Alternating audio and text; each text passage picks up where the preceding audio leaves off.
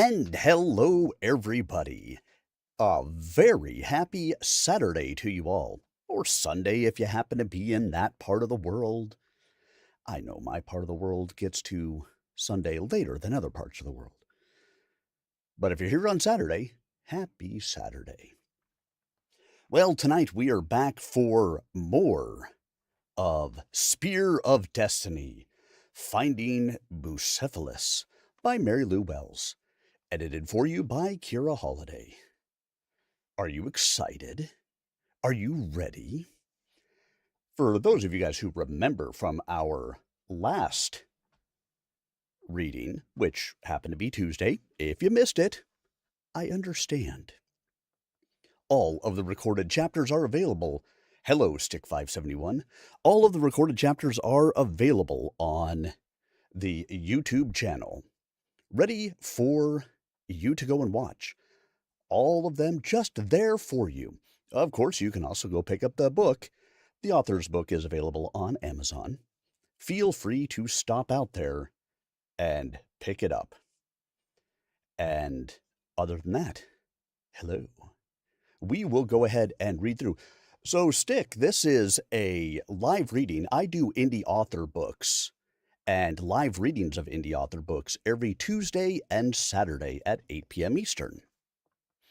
This is probably the, 10th, 11th, 12th. I haven't actually checked into exactly how many this is. Not a bot at all. A bot? Not me. I am a voice actor. I am a professional narrator. I am a live reader. And I do this for our indie authors because, honestly, one thing that you never knew about indie authors is they have to write the book, they have to edit the book. Most of the times, especially with an indie author, they're the ones who publish the book. They're the ones who, 8 p.m. Eastern time, they are the ones who have to do all of the marketing for the book. There's no publishing house behind them getting those books into bookstores for them. There's nobody out there doing any advertising other than what the author does. And there is so much good stuff out there by our indie authors. For example, Spear of Destiny is an award-winning book. Did you know that? It is. Mary could probably tell you a little bit more about exactly what it is. Mary Lou Wells is here with us right now. Feel free to ask her questions on the YouTube channel, of course. But being an indie author means that you have to do every aspect of the book process. You have to take it from soup to nuts. You have to do the writing, the editing, the beta readers, the alpha readers, all of that stuff. You have to go and find somebody who will print your book for you. All of this work that has to go into creating a novel and getting it out to people to be able to enjoy it. You're literally leaving. Well, all right. You go ahead and do that. We appreciate your being here and hope you come back and check it out again another time.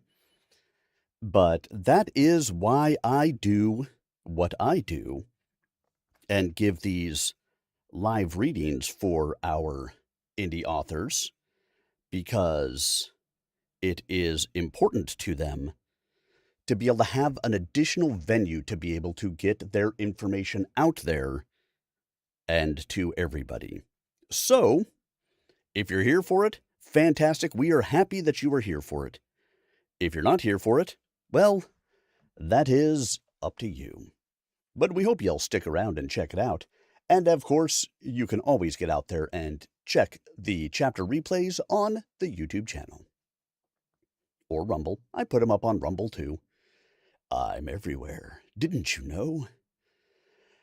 And so, on that note, thank you so much for being here with us tonight.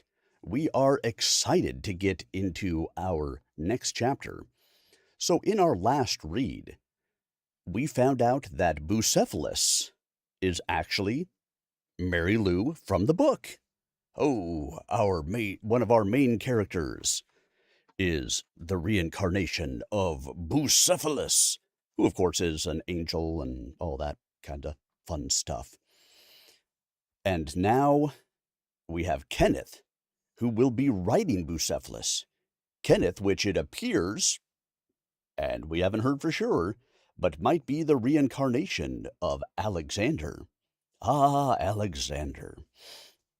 And if that's the case, he will be writing Bucephalus in the Wild Hunt, which will be starting this evening. So, wherever you happen to be, sit back, relax, and prepare to enjoy. If you happen to be in a hot place, get yourself a cold drink. If you happen to be in a cold place, get yourself a hot drink. And we are ready to get ourselves started with Spear of Destiny by Mary Lou Wells, edited by Kira Holiday. One quick housekeeping note, I do record the chapters, so I encourage you to chat with each other during the stream. Best place to do so is on the YouTube channel, because, hey, that's where our author is. But best place to do so is on the YouTube channel. Stop in, say hello, chat with each other, and I will be happy to chat with you in between the chapters. And now, here we go, as we get started into 13, The Wild Hunt. The Wild Hunt headed north from Rockwood toward Harriman along the base of the Cumberland Escarpment. The mountain ridge loomed large to their left. The dogs with the horses following close on their heels soon found footing just wide enough single file along the train tracks to hit a rolling canter. A dense fog quickly arose, and the hounds' baying echoed from all directions at once as the sound mingled with the thunder. Kenneth blinked in the rain and hoped Bucephalus could see better than he could in the rainy darkness. The only lights he could use to discern the path ahead were the sparks struck by Bloodwine's hooves from each step and the occasional flash of lightning. The streets in Harriman were largely deserted when they got to the city. Odin led them away from the tracks and backtracked up a steep bank before reaching the river. Kenneth recognized the West Hill subdivision entrance as they made the quick turn left onto the paved road and headed up a massive hill. "We're going up the mountain to Buzzard's Bluff?" Kenneth questioned. The only answer from his mount was an ear flicked back. He could feel Bucephalus's powerful rear end dig in and push up the steep incline. When they got to the base of the final climb, they slowed to a walk to give the horses a breather. Skuld dropped Icewings back beside Kenneth. "Stay to the right in the tire tracks next to the rock wall and avoid the ruts," Skuld told him. "The footing is treacherous, especially now with the rainwater gushing through the washouts. It will be slick with red clay on wet pavement in places, and gravel rolling underfoot. We can't let the horses go down. Some of the ruts are belly deep on the steepest portion of our climb. The road is packed clay at the top, but it's okay. Take your time and help Bucephalus watch his footing." "Gotcha." Kenneth nodded in agreement. It had been a while since he was here, but he remembered deep potholes and poor road maintenance. "Any more advice?" Skuld grinned. "Hold on," she answered. "I'll see you at the top." Skuld forged ahead and led the way again. The dogs dropped back and paced alongside. Kenneth laid the reins along his horse's neck and helped the stallion steer around the worst holes as they struggled in the rain up the steep hill. Bucephalus was blowing a little by the time the rain led up to a light misting sprinkle. He saw that the worst of it was mostly below them with a strong wind that rose straight up the whole side of the bluff. His goosebumps told him how chilled he was in his drenched state, but he ignored it, wiped his eyes, and stopped his horse for a brief rest.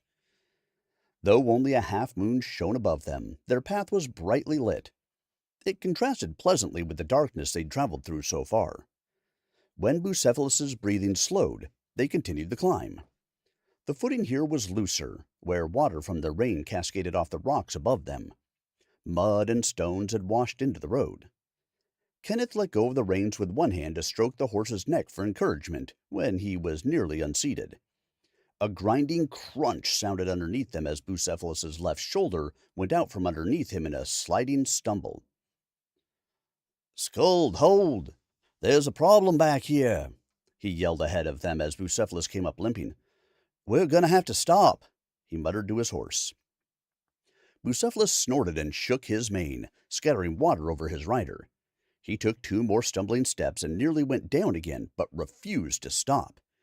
Instead, he set his head, determined to keep going despite the sharp stone that was firmly wedged in the frog of his front left heel. "I said stop!" Kenneth growled at the horse. "Now isn't the time to be stubborn. You can do that later on your own terms." Kenneth slid down off the saddle and nearly fell himself on the slick footing as muddy gravel rolled underfoot. He realized Bucephalus was holding his left front hoof up. "Let me see," Kenneth coaxed.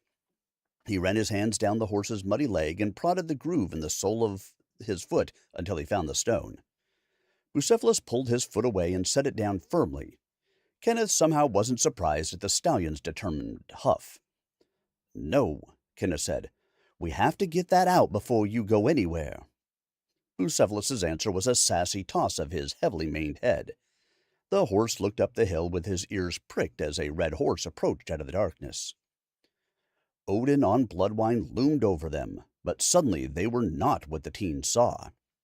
Kenneth shook his head as a vision flashed so strongly it nearly set him back on his heels. It came to his mind's eye in full living color.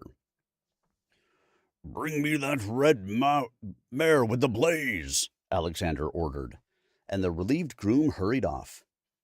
Alexander rose and caressed Bucephalus's neck, feeling the hardness of the muscles. "You're gonna have to sit this one out," Alexander whispered to his horse regretfully.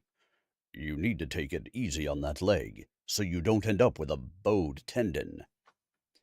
The black horse turned his one blue eye on his rider and blew softly with a disapproving look. He stretched out, lowering his back for Alexander to mount. "Not today." Alexander patted him with finality and turned away. "We will ride together another day," he told Bucephalus. He looked up to see his orders had been carried out. "Ah, yes, this will do." The red mare that he had indicated he would ride was led to him. She was sturdy but sleek, with a fineness about her that spoke of speed and good breeding. He had his back turned to his stallion and did not see what the men standing in front of him saw when Alexander picked up his pad and placed it on the mare's back. They began shouting a warning, too late. Unrestrained, Bucephalus realized that another horse was to carry his beloved Alexander, spun in place with his ears flattened and teeth bared. He avoided hitting Alexander with his hooves as he reared and grabbed the mare's throat in his teeth and bore her to the ground. Men and horses scattered, trying to put distance between themselves and Alexander's furious warhorse. Alexander stood still, watching thoughtfully, not wanting to waste a good mare. He stepped forward as Bucephalus held onto the other horse's throat until her eyes started rolling back in her head. The red mare was helpless. "Bucephalus!" Alexander shouted at his horse. "Let go!" He commanded it in a tone that made men jump and stand at attention in fright. Bucephalus merely cocked an ear and grudgingly released the mare, who lay panting for several moments. The whites of her eyes still showed as she was slowly encouraged to her feet by Alexander, who didn't stop to contemplate any further. He waved her away, picked up his pad, and placed it on the stallion's back. "I should kick your ass for that," he muttered to the horse. "You're too damned stubborn for your own good. I'd like to get you home in one piece, not run you into the ground." Alexander grabbed his horse's head and planted a kiss on his nose.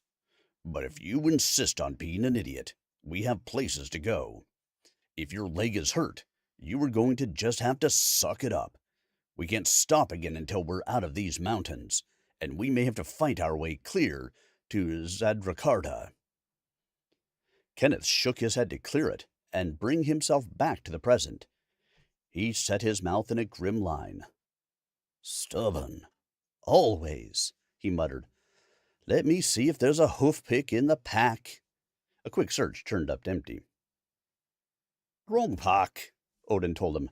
Chuck the other side under the flaps."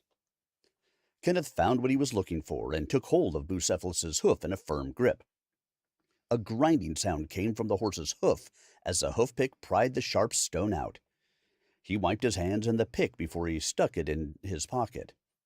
Then, rather than have his mount go down again, Kenneth took the horse's head and led him on foot to guide him carefully out of the worst of the debris. For several more minutes, they followed the road as it wound along the spine of the mountain toward the bluff.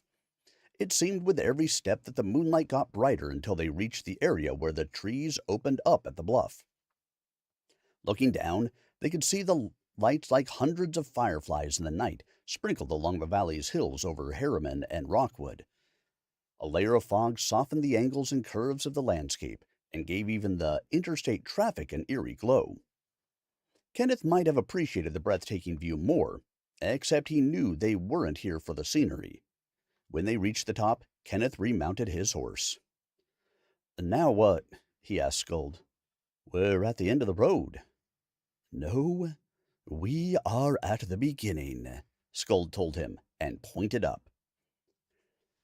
The moon hung directly over the drop-off. Arunel's silvery serpentine shape danced through the churning clouds below the bluff. An impossibly stiff wind was rising harder as it blew straight up. The moonlight filtered through the mist on fluffy white clouds, reflecting it even stronger. As he watched, a ring formed in the air around the moon. Impossibly, he could see brilliant rainbow colors as a rare phenomenon called a moonbow appeared in the air in front of them. Kenneth drew his breath at the sight, but he eyed the lights of the interstate traffic he could see far below. Roxy turned to look at him, barked once, ran at the edge of the rocks, and jumped. The rest of the pack followed quickly off the edge. Bloodwine reared and made a mighty leap up. For a moment he hovered. Then, with his hooves still striking sparks like lightning in midair, he continued up and disappeared. Kenneth groaned as Bucephalus gathered himself, seeing where the others were going. "Is it too late to mention I don't like heights?" Kenneth sat back and found himself pulling back involuntarily on the reins. In response, Bucephalus backed several quick steps. When Icewing also jumped, and his snow-white wings caught the air currents, Bucephalus dropped his head, dug in, and pulled the reins loose from his rider's hands. The big black stallion charged forward and left the bluff's edge at full gallop, with Kenneth holding on to the neck strap in a vice grip. Knowing it shouldn't be possible, Kenneth nearly jumped out of his skin when Bucephalus also spread ebony wings with a furious snap and was lifted upward toward the ring of colored light by the rising wind current. Bucephalus glided through the storm-driven atmospheric portal in the astral veil with several strong wing beats. They emerged onto the rainbow bridge in the space between. A riot of brilliant color and bright light hit Kenneth's eyes as soon as he crossed to the other side. "What the?" A wave of dizziness nearly sent him reeling as the act of crossing over also stripped all memory blocks and filters from his mind. Bucephalus simultaneously finally found his brakes and slid to a slightly bouncy stop. At first, his watering eyes and confusion kept Kenneth from realizing the two tall, dark-colored figures barring further progress, with crossed spear and crook, were actually there. Bucephalus, blowing hard from the effort of getting them to that point, also stood shaking his head to clear it. Feeling Kenneth reeling on his back, he kept his wings raised to help prevent his rider from falling. Memories from many places and times, identities and names, families, struggles and tragedies, and past loves and losses hit them simultaneously. Bucephalus, wearing the skin of a horse, once again remembered leading the charge into battle with Alexander, urging him to fight. He reared to his full height, bugling an aggressive challenge. The Macedonian language came to Kenneth's lips unbidden, challenging the English, Latin, Scandinavian, German, and Japanese that were all crowding in together. "Bucephalus, Prestenant," he scolded his stallion. "Taishi, nein, no! Let me get my bearings, would you? God, I didn't expect that." He struggled with writing the language he was speaking along with his spinning head. He blinked several times and rubbed his eyes, which began to adjust to the fact that he could see color for the first time in his current incarnation. The figures that blocked his way still stood there, expectantly. "More gods," Kenneth observed. "Am I supposed to bow or something? 'Cause it's a little hard from the back of a horse." Bucephalus shook his head, making his thick mane fall to both sides. Bowing his neck, he extended his wings to their full span, and then folded them back down into himself. He nickered softly to the figures standing in front of them.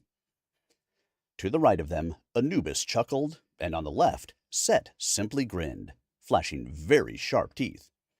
They both lowered their weapons.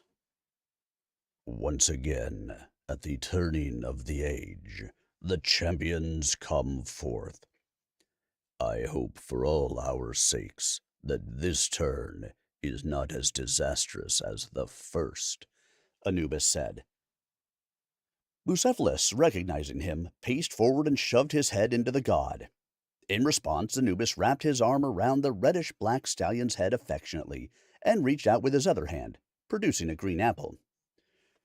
"It's good to see you too, Miamere." Anubis ruffled Bucephalus's forelock as the horse made sloppy, drooling work of the apple. "Don't fear," Anubis said to Kenneth. "It is an earthly apple from a wild orchard.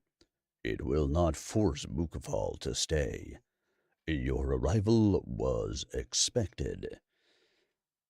Set, still grinning toothfully, looked Kenneth up and down. My, how far you've come, and many miles yet to go. Are you sure you're ready for this?"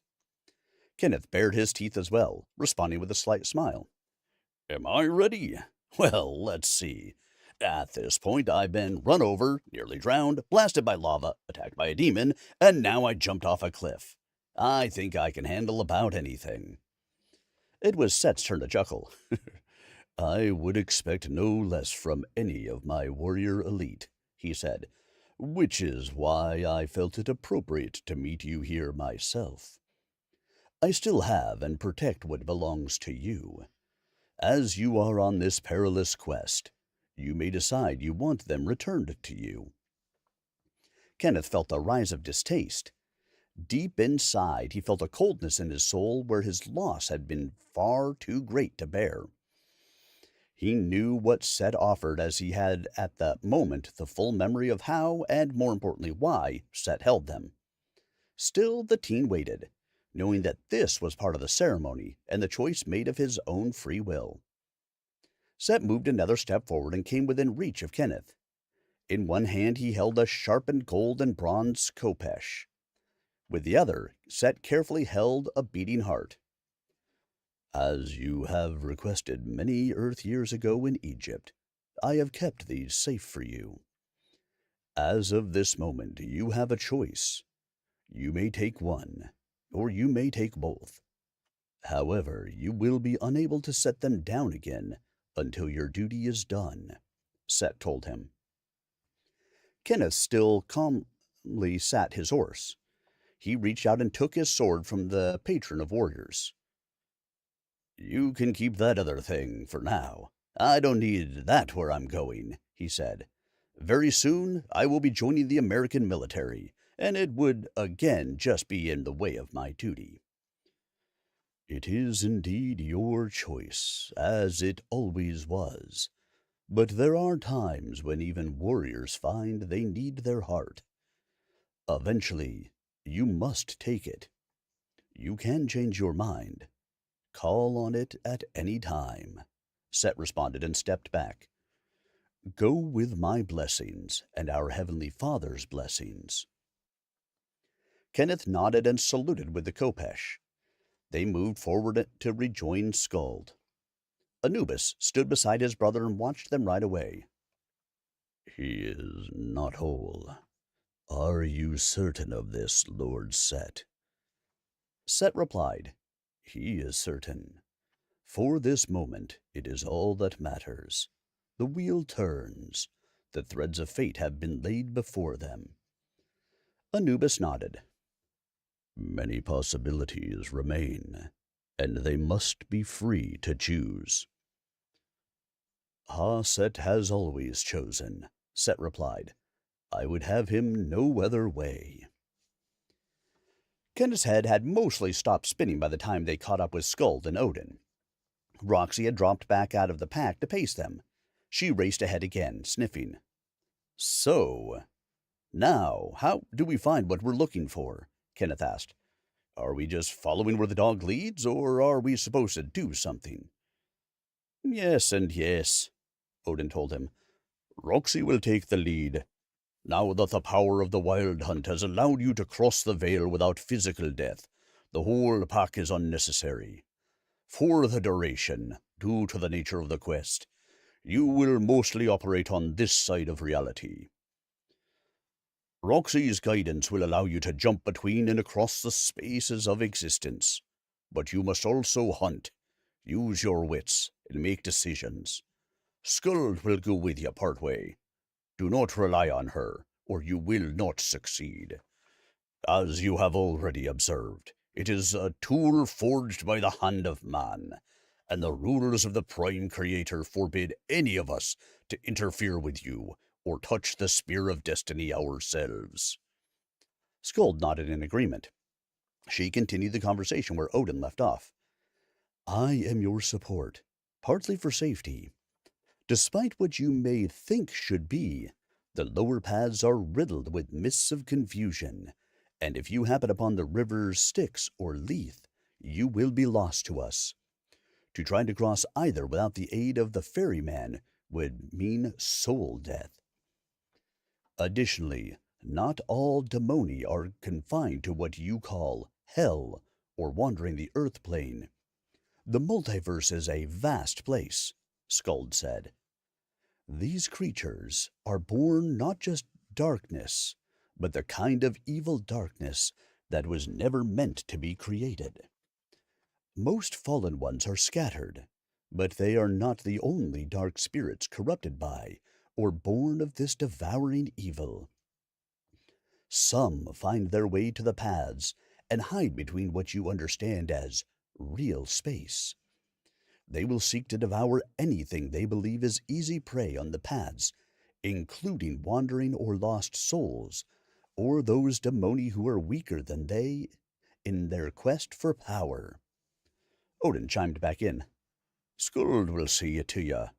He smiled. Fate on your side is no small thing. He chuckled. Where will you be? Kenneth asked. I have to go. Odin smiled at the teen fondly. I have some business to dispense. They watched Odin ride away.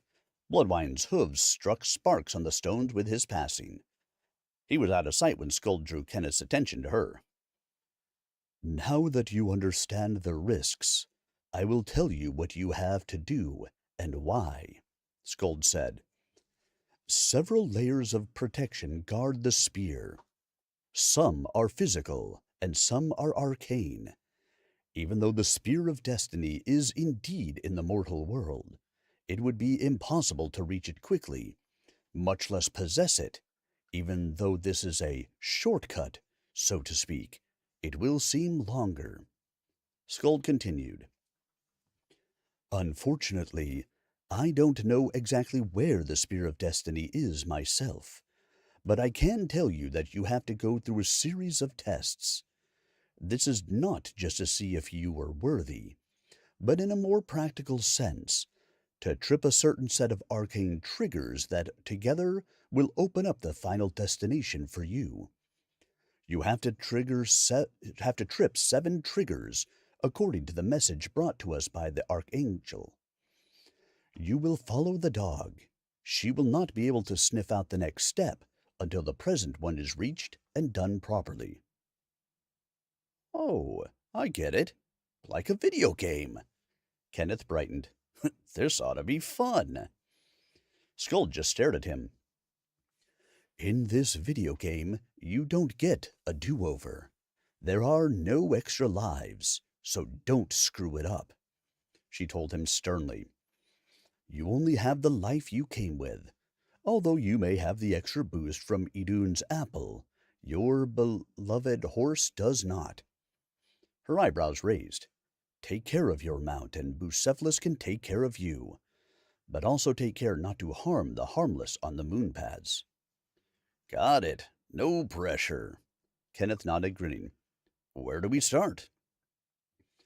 The road is ahead of you. It's up to you, your horse, and the dog to work this out, Skuld answered him. You will have to work as a team. To remind you again, I am only along as an observer and an extra defender if it becomes necessary. Kenneth thought about what she said. Her clothing changed to a full set of heavily studded white armor as he watched. She practically glowed with light. The team remembered the dark poison the demon had left behind at the rest stop in the hotel. Skuld's get-up made him realize how lightly protected he was and how naked his horse was. He shrugged his shoulders. All joking aside, I will take it seriously, he told the power who was choosing to help them. Thank you for your assistance. Skuld nodded her head and said no more. She sat back in her saddle on Icewing's back. She waited with a long silver spear balanced across her lap. And Chapter 13 is complete. The wild hunt is ongoing. You know you like it. We're going to find out where the Spear of Destiny is. For those of you guys who have not followed along and haven't been here for a lot of this, any guesses as to what the Spear of Destiny is? Does anybody know? And no, the author and editors cannot answer. That would be cheating. You need to be able to have an idea on your own. Do you guys know just what the Spear of Destiny is? Maybe, maybe not. I guess we will find out, won't we? All right. Well, feel free to throw those guesses into chat, because if you've been reading along, you actually know what it is already. But for the rest of us, well, the rest of you, I should say, I guess we will find out, won't we? Well, I can't let you guys guess. You're intimately knowledgeable of the book. It's the same reason I can't guess. I happen to know the answer. Of course, I know the answer because we read it in here. Hey, amazing how that works, right? All right, guys, here we go with 14, the moon paths. Okay, Roxy, I guess it's up to us. Kenneth addressed the sleek, black and tan, long-nosed hound, which sat in front of them waiting. Let's finish this thing. We don't have all day to wait around. Wagging her tail, Roxy huffed at Kenneth. She got to her feet and began sniffing around. She stopped to look at him expectantly. Oh, I get it. You need a specific command, Kenneth said. Okay, Roxy, please find the Spear of Destiny, and we will follow you to it. There.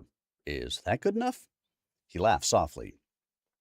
Roxy barked 3 times, turned, and began running down the road.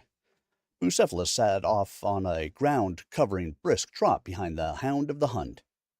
The horse's ears were pricked nearly to touching, with his head up so he could see the way ahead of them. Icewing and Skuld followed them. Kenneth settled in for the ride and relaxed, moving easily with the big horse.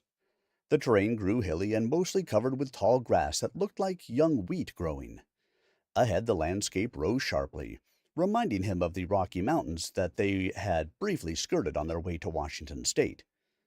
Roxy sped up, and Bucephalus increased his speed to an easy canter to stay apace with her. They approached the hills, and Kenneth could see that the road led into a series of high ridges, which rose to each side. The gap narrowed and ended in a wall with a steep footpath which snaked up the side of a sheer cliff face and vanished halfway up.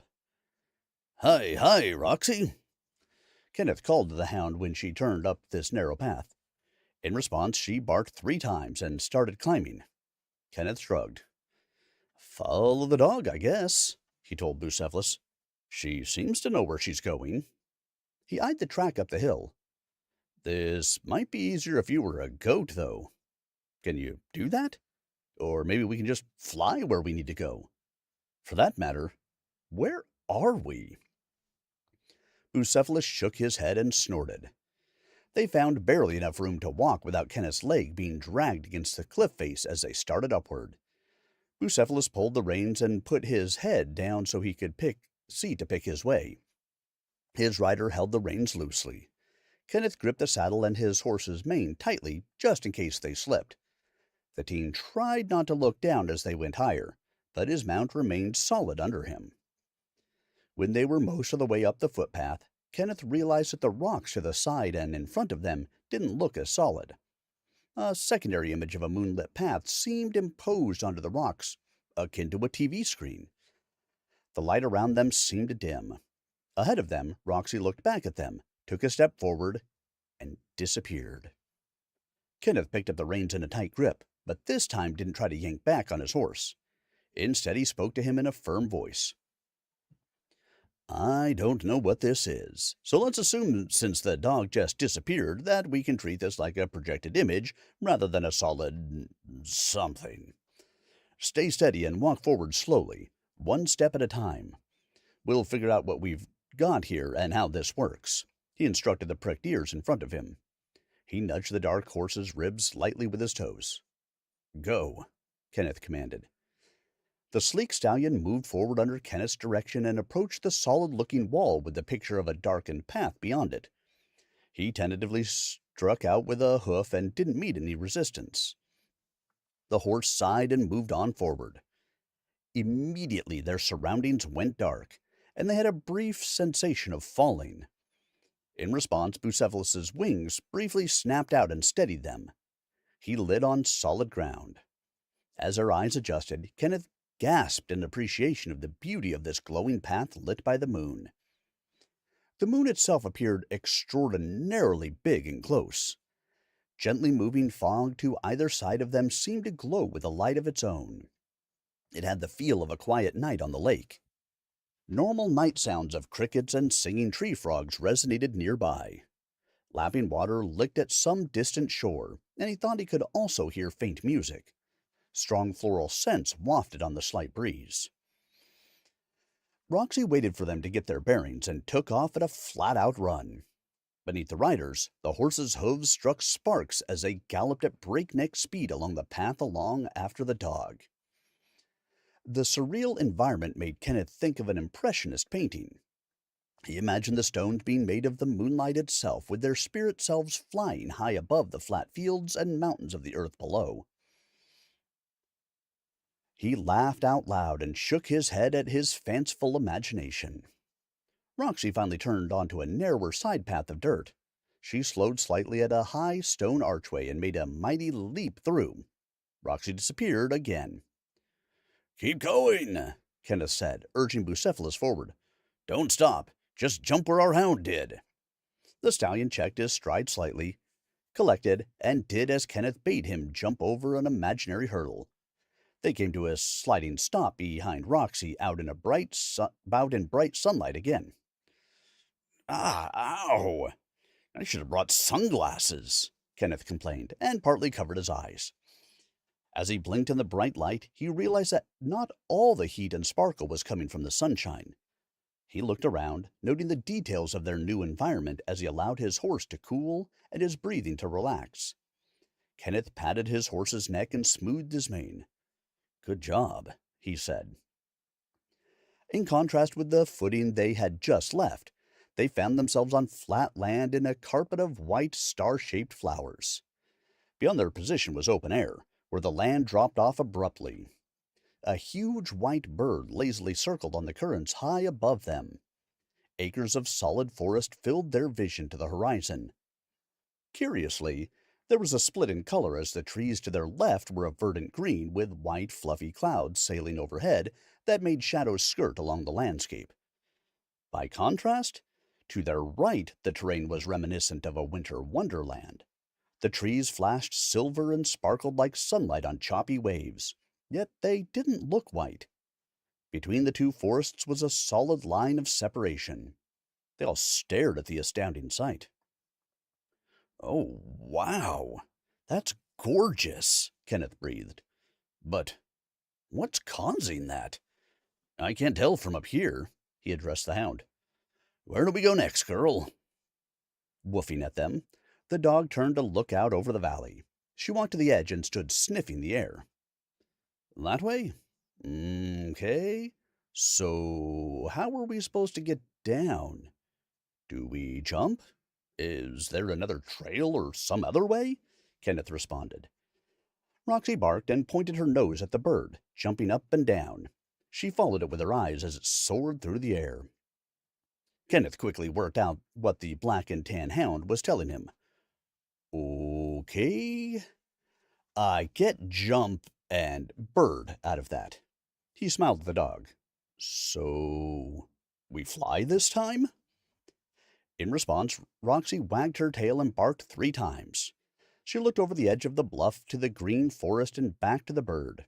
She sat down, panting. "So, that's not all. What else?" He thought hard. "Roxy, do the laws of physics apply here in this place?" He nodded his head when the dog barked her assent. He spoke out loud conversationally for his horse's benefit. "All right, Bucephalus, we need to watch the bird, see what the air currents are doing. Where are the drafts going? Maybe we can glide across that expanse," he said hopefully. Quietly, they watched the bird as it flew across the valley. Kenneth noticed that it tended to stay over the green forest and avoid the sparkly foliage next to it. He watched it glide smoothly and slowly circle upward like a hunting bird of prey. It folded its wings and dove down, only to snap them open a second later and catch another updraft. Kenneth smiled slightly as he analyzed the bird's flight path. "We should be fine. Oh, wait. Uh-oh." He watched the bird edge over the line that demarcated the 2 sections of forest. It suddenly wavered in the air and dropped like a stone. It struggled, flapping its wings in a desperate attempt not to crash. It barely managed to get to a point where it rose again on another thermal after it crossed back over the line. "That's not good." Kenneth bit his lip and watched for a while longer. He also noted that none of the floating clouds seemed to cross the line either. "We can't fly over the sparkly part. If we try, we'll crash badly," he said with a slight shudder. "I hate heights." "Okay, Roxy, so we're flying next. What direction do we need to get?" Roxy tucked her head and looked up at Kenneth with soulful eyes. She turned and pointed with her nose. The dog wagged her tail while she looked off to the right at the horizon. "I see. Well, there better be a way around. I guess we'll skirt around it unless we can fly down and walk through. Is there a path, I wonder?" For the first time, Roxy growled at them. Kenneth was taken aback when the dog snapped at the air and fell over at her back with her eyes closed. "Plain dead. Dead. Die. What the heck is that place?" Kenneth wrinkled his brow. "So, evidently, we don't want to find out. This place is full of surprises and misdirection.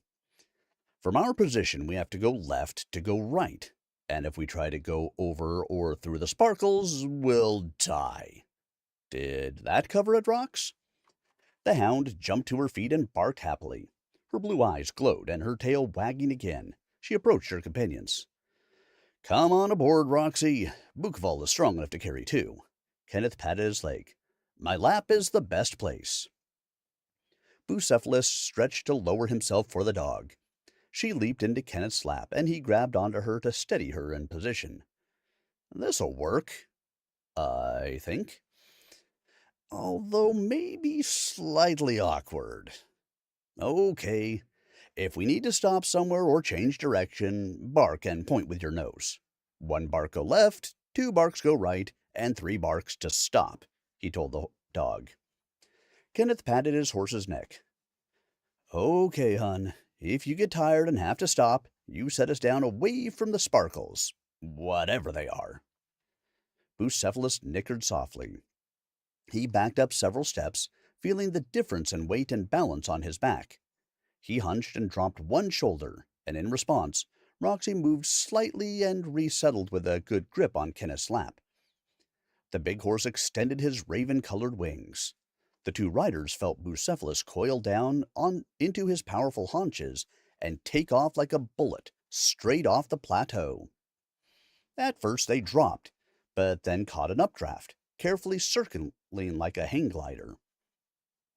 Kenneth held onto the extra neck strap and jammed his feet deep in the stirrups. He gritted his teeth and concentrated on keeping the dog steadied rather than allowing himself to look directly down. Toward the apex of the updraft, with his legs tightly tucked, Bucephalus tilted slightly over to the left to stay clear of the shiny place. Picking up momentum, he went into a long, swift glide. To maintain altitude, the horse flapped his wings between wind currents. Below them, the woodland sped by for miles. They stayed within sight of the line where the green forest ended, but didn't venture over it. Eventually the green forest narrowed, and Kenneth realized that Bucephalus's wing beats seemed to be slowing. He looked for a possible landing site, paying attention to the land features below. Soon a small lake caught his eye. It appeared to have a clearing in the narrow strip with enough room to land. A waterfall with a sunlit rainbow fed the lake. He couldn't see an outlet. Roxy noticed too and barked 3 times. "Is this a safe spot for a rest?" the teen asked the dog as Roxy worked her nose and wagged her tail. "Good." He tapped Bucephalus, and when the horse flicked an ear back, he pointed to the clearing. "Down!" he shouted above the wind whistling by. Bucephalus slowly circled down, and back-winged to stop their momentum just above the ground next to the water's edge. Roxy jumped off while Bucephalus was landing. She noisily lapped the clear water. Kenneth slid off his horse and plopped down. The horse daintily sniffed the water hesitantly. Kenneth realized what Bucephalus was about to do. He jumped up and grabbed his horse's head. "No," he said firmly. "Roxy is from this side of the separation between here and home. She can eat and drink from sources here. If you drink the water or even eat one blade of grass, you're stuck," he told him. "I think, though, that you can probably cool off with no ill effects, as long as you don't swallow any. Let me get our gear off of you. I have an energy bar in the pack and a flask of water. Both are from home. Scold insisted I pack a little extra for you." Kenneth offered his horse some clean water and an energy bar. He then unbuckled the girth and unhooked the straps to remove the saddle and bridle. He dropped their gear on dry land and watched his companion enjoy the water. Bucephalus waded into the lake. He folded his wings and rolled in the water, carefully not submerging his head. He came up snorting and shaking the wet from his glossy hide. Kenneth marveled at how easily those enormous wings could just be made to disappear like they weren't there. Yet impossibly, they were. A prickle up Kenneth's spine was the first indication that the 3 of them were no longer alone. He felt someone watching them. Bucephalus's head came up with his ears pricked to alertness. The horse reared and in 3 splashing leaps stood dripping by Kenneth's side. Bucephalus nudged his rider when the boy stood up and tried to see what his mount could hear and smell. Roxy sat beside them, looking in the same direction as the horse. Her blue eyes glowed, and her tail wagged so hard her rear end shook. An armed trio stepped out of the shadows wearing light armor suitable for fighting and quick movement. The warriors blended well with their surroundings in their dark green, brown, and gray attire.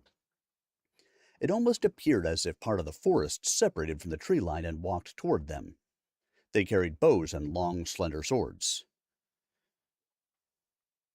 "You are here without invitation." Tall and slender, with blond hair and an exotic tilt to his smooth features, the leader addressed the human. His pointy elven ears showed through his long hair when he turned to speak to one of his companions. "They have a hound of the hunt with them." He frowned and turned his face back to look at Kenneth. State your allegiance, the elf challenged.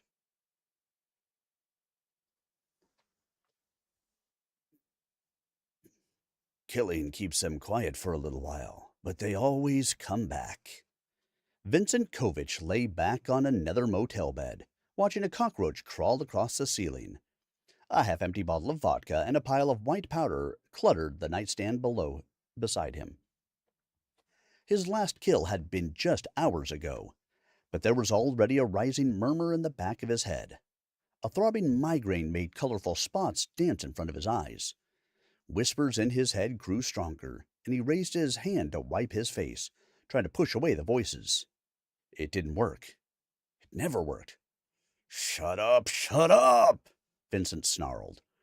He stood up and punched the wall behind the bed. The peeling plaster looked like a face laughing at him. He punched the image again in the nose and felt something in his hand snap. The disheveled man grabbed his hand and howled in pain. Sinking to his knees beside the bed, he sobbed as someone on the other side of the wall pounded back. Faintly, Vincent heard someone shouting over his crying, "You shut up!" Laughing, like a hyena's bark, sounded in his head. All he could smell was rot and blood. Although he had showered hours ago, when he sniffed himself, he could still smell it, almost like the scent itself had crawled up his nose unbidden. He rose and washed his hands. Steam rose from the sink as he turned the water on as hot as it would go. It didn't help. His hands shook as he clawed at the skin of his fingers until the water took on a pink tinge. "It's not funny!" he screamed at the voice. It kept laughing. "You know," a different silky, smooth voice told him, "you can make him shut up.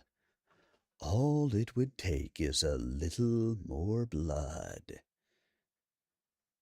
"I bet that guy in the next room has money. You could get more drugs," a rough-hewn female voice suggested. Just have another stiff drink, mate. You'll be dandy." This one had a pronounced English accent. "Start a fire, burn it down. You have a lighter? Make it burn," another one said. "The guy next door has a pretty daughter. You could get another girlfriend," a deep voice wheedled. The last one whispered an unending litany of names and places. As it spoke, images flashed through his head. Each one was more horrible than the last. Scenes of wanton horror and torture sent him to his knees again, gripping his thinning hair and pulling it. If clawing his own eyes out would work, he would have done it. Vincent looked up and blinked several times through his blurry vision. True blackness stirred above him in the mirror. He imagined a giant panther stalking him, and two flame-gold eyes peered through the glass into his soul. The hyena that had been laughing non-stop for hours abruptly shut up, and he reeled as the empty spot in his head made him dizzy. He rose to his feet as the blackness oozed through the mirror onto the sink, leaving the glass intact. Two paws with razor-sharp claws gripped the sides of the sink and pulled the rest of the darkness through the mirror. "Oh, what?" Vincent stuttered through his alcohol and drug-induced haze. This was far from his first hallucination, but it was most definitely the clearest. "Mine," the giant panther said simply. "I am here." Tiamori watched as the other demoni scattered in panic. One of them stopped and hissed at him. This one, the cat pounced and swatted. Taking the hint, the other demoni left Tiamori alone with Vincent. The voices mercifully stopped.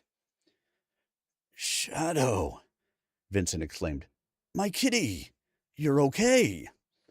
Tiamori turned and considered the man. His tail flipped for a moment, and Vincent watched him jump up onto the bed. Tiamori sniffed Vincent's scent and wrinkled his nose. Regret, thick and cloying, permeated the man's psychic scent. but so did denial and refusal of responsibility. Vincent still believed that he hadn't done anything wrong, and he was the victim. Vincent continued, "My shadow, I thought you were dead. I thought Kyle drowned you in the pond behind the house. I was 12, remember? I can't believe you found me again. You always did chase the nightmares away." The man sat down on the bed beside the cat and reached out to pet him. Tiamori didn't move except for his tail tip flipping slightly. He began to purr audibly and subtly manipulated the man's energy to dull the effect of the drugs. As Vincent ran his hand down the mussed, spiky fur of the black cat beside him, he dropped his shoulders, worked his neck a bit, and sighed. The lingering migraine he'd had for months was easing. He spoke conversationally to his cat. "I've been lonely since you've been gone, Shadow. That bastard Kyle tormented me for years after you left." He continued to pet his furry companion. "It'll be better now. He can't hurt us anymore. He drowned in the pond." Vincent smiled, remembering the day they dragged the pond for the bully's body. "We're safe now. Just the two of us." Vincent leaned over and slid his arms around Tiamori's shoulders. He began to cry inconsolably as he held the black cat close. The cat, in turn, gently put his chin on Vincent's shoulder, nuzzling his cold nose up to the man's neck. They stayed like that until Vincent cried himself to sleep. Tiamori didn't move. While the man touched him, the spirit pulled apart his memories and sifted them. He ate the dark energy of his rage, selfishness, and hate until clarity beckoned in Vincent's mind. "Give it all to me," Shadow whispered to him gently. "You can tell me everything. I am here." Tiamori purred until he judged Vincent was ready to awaken with a clear mind, and the spirit was full of dark sustenance. The purring stopped. When Vincent awoke, the only emotion he had left was deep, profound sorrow. He sat up and felt the most alive that he had in years. He looked at the cat still sitting on his bed. "You aren't Shadow, are you?" "No," Tiamori replied simply. His deep, calm voice resonated smoothly in Vincent's head, as well as his ears. It contained no feeling of threat. "Why didn't you kill me?" Vincent wanted to know. "I have done horrible things." "Yes," Tiamori agreed. "You killed and lied and stole. You want to be safe, but no one is safe with you," he said gently. Vincent cringed, despite the lack of judgment in the cat's eyes. He heard scratching at the door. A sound like ice creaking heralded cracks that spread across the face of the mirror. "I cannot keep your demons at bay forever. Even now they howl at your door," Tiamori told the man calmly. "You have a choice to make. When you cast one daemon out, 7 return. You will shortly have the legions of hell on your tail." "Because I'm a killer," Vincent responded. "No," Tiamori told him. "Because you let them in." He turned to look at the drugs, and Vincent's gaze followed the direction of the cat's view. "And because you failed to take responsibility for your choices. One single daemon rode you for the first murder. The rest were of your own free will." Tiamori let his bright gold eyes draw Vincent's full attention. He projected horror. He showed him the fear, the pain, and the desperation of his victims as each one died by Vincent's hand. "Nowhere is safe," Tiamori whispered. "What will you do?" He crept closer until he was but inches from the man's face, and the cat could smell the stale alcohol still on the man's breath. "Choose." Mirrored in the spirit's eyes, Vincent saw clearly the monster he had become. He then understood that he could go on as before. He could seek redemption from a priest and turn himself in, or he could end it all in this lousy motel room. He considered his options. It's too late. They're on me. I won't be able to leave, he told his companion. God will never forgive me for what I've done. They are coming. Tiamori's gaze seemed to bore into Vincent's cold heart. Cracks spiderwebbed up the walls under the pressure of the demoni trying to enter. In response, Vincent looked around for a weapon. The only thing he could see was a partly empty glass bottle. Taking the vodka by the neck, Vincent smashed it against the face of the wall. With precision born of practice, he turned to face the mirror and dispassionately watched himself slice his own throat open. His body went down, and in just a few minutes, he stopped twitching. Tiamori was still standing over the man's cooling, blood-splattered body when the horde of demoni broke in from multiple directions. They snarled and spat when they saw the death sprawled on the floor. There were mere scraps of emotional energy still floating in the air. Furious that their meal had been stolen, the demoni launched themselves on Tiamori. He disappeared beneath the seething mass of teeth and claws. He fought back furiously, and as their bodies began to pile up, some of their fellows broke off to feed on the fallen. More arrived, and Tiamori realized he was too overwhelmed to escape. Something large grabbed him from behind and yanked his head back. He saw a hellhound coming at his throat.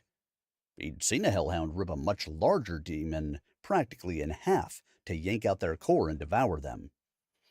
Tiamori tore the back of his neck out of the other daemon's grip and twisted so that the hellhound's pounce took the other daemon off his back.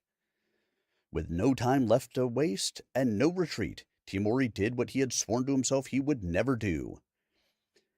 He jumped free just long enough to call his only ally. Bucephalus!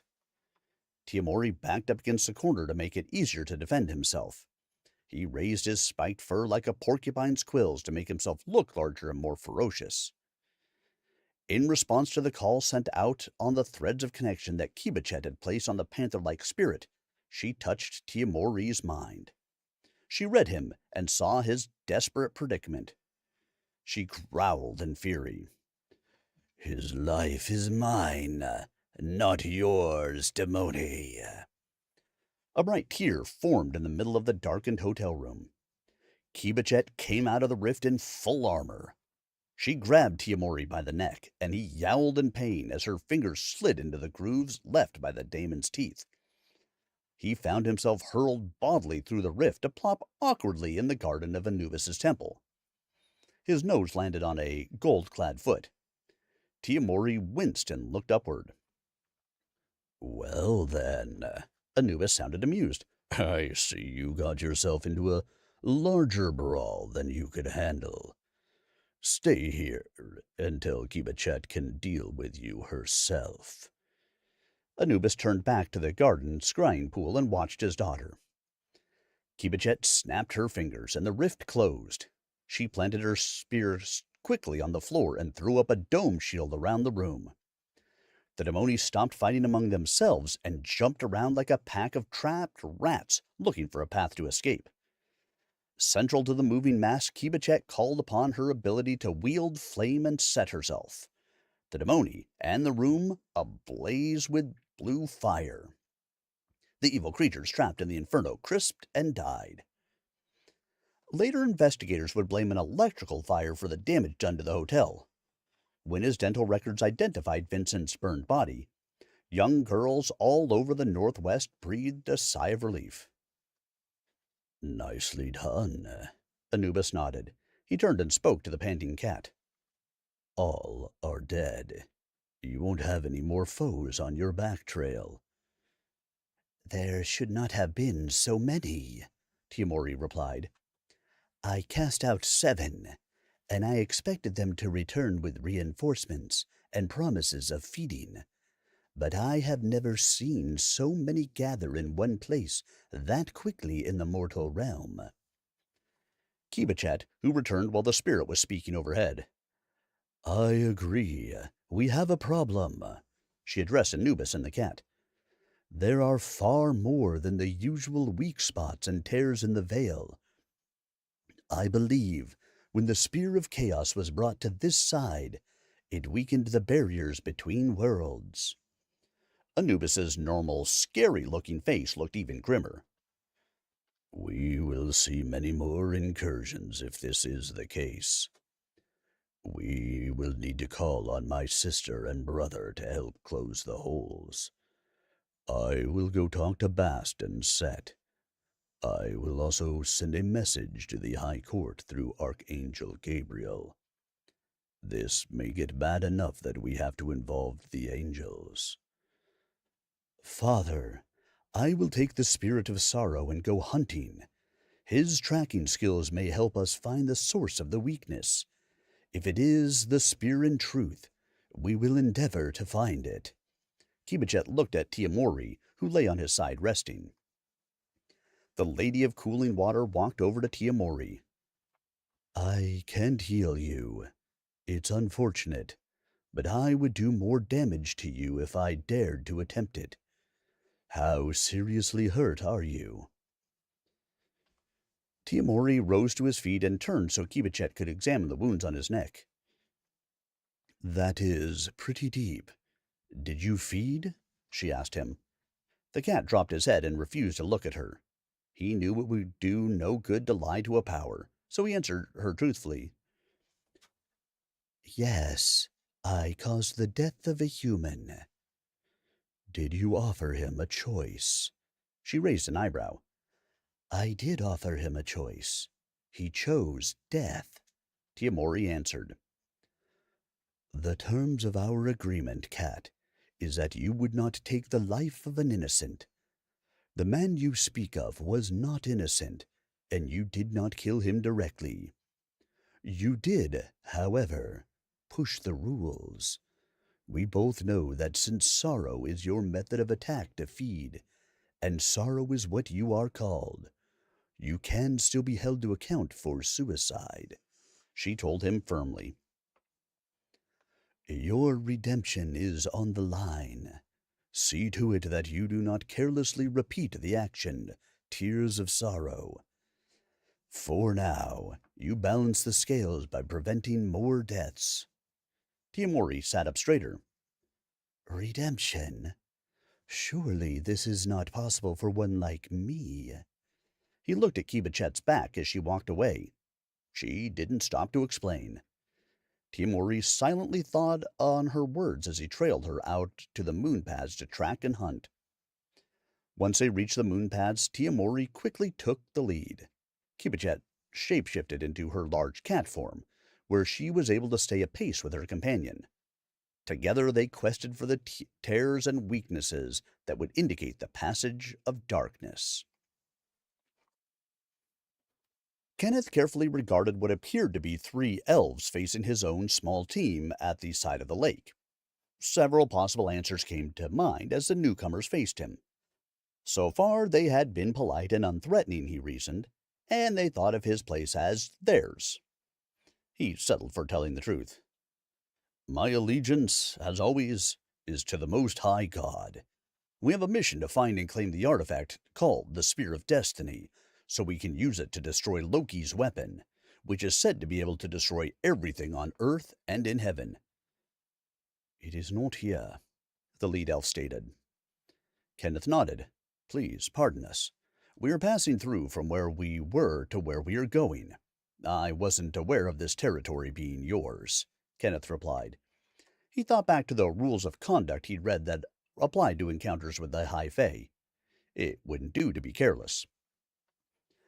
We could not pass over the Silver Forest, so this was the only possible route. You were seen flying over our realm. At least that part of your story is true. I was sent to investigate. What is your name? The elf asked. Kenneth smiled as he was aware of the trap set. My friends call me Ken. Well met, elf. He bowed slightly, staying polite. The elf also smiled, noting the neat dodge of the question. He considered the boy, the horse, and the dog. Well met in return.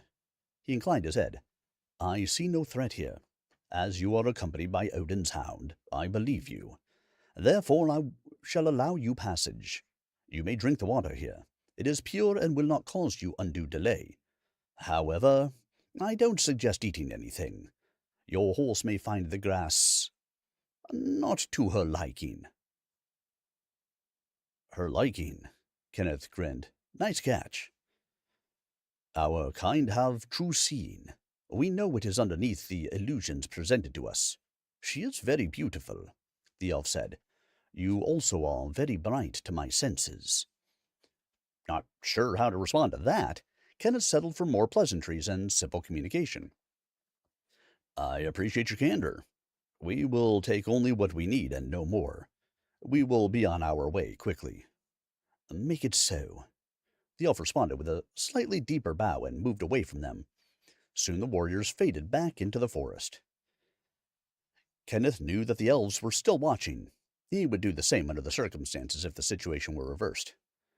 Okay, girl, get your stallion ass over there and get a good drink. I know you're still thirsty, he told his horse in an amused tone. I believe the elf told us the truth. Just don't try the grass, okay? While Bucephalus waded back in and took deep swallows of water, Kenneth drank some of the cool water himself. He waited a few minutes, and feeling no ill effects, he refilled their flasks. All right, an unexpected boost and a blessing. I'll take it, Kenneth remarked. He glanced around at the beauty of the peaceful setting and noticed its cleanliness. The elves know how to take care of their lands. There's no litter or anything to mar the looks of the place or poison their water supply. Kenneth shook his head. Too bad humans don't do as well. They worry about climate change and ignore the elephant in the room. Roxy woofed at Kenneth as he scraped the water off the horse's hide with his hands. There's no scraper, so this will have to make do, the teen said gently to Bucephalus. We don't have time to dry you properly. Roxy's getting impatient to go. Soon Kenneth mounted, and with the hound not asking to come back aboard, they followed her on foot. After leaving the clearing, they found a forest road that took them in the direction they were going. Roxy sniffed the air as she trotted along, but stayed on the road. Bucephalus was comfortable with the brisk pace and the surface. He moved quickly and settled into a ground-covering gait. Eventually the green forest ended in a grassy plain, and the road continued at the edge of the silver forest. When the road curved toward the silver trees, Kenneth finally got a good look at the barrier they had been avoiding. Wow! He exclaimed to Bucephalus. The trees look like metal growing out of the ground. Those leaves look razor-sharp, too. Eyeing the forest floor, he saw why the forest sparkled so much from above. Each leaf edge appeared as if it had been carefully forged and sharpened on a lathe to a razor-thin cutting blade. The edges caught the light, and when the wind blew, it knocked the leaves together. It sounded like the tinkling of many bells.